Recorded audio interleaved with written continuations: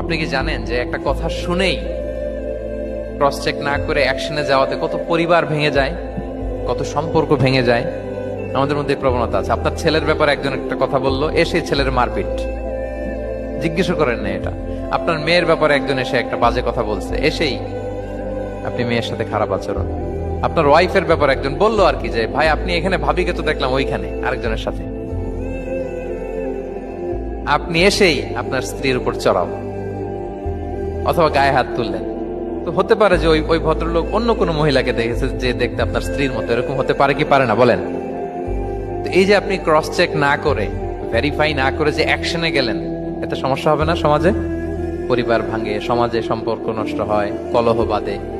এই জন্য আল্লাহ তাআলা বলেন যে সোসাইটিটাকে যদি পিসফুল করতে চাও, ইদা জাআকুম ফাসিকুম বিনাবাইন ফাতাবায়ানু, নিউজ আসলেই বিশ্বাস করো না, you have to cross check.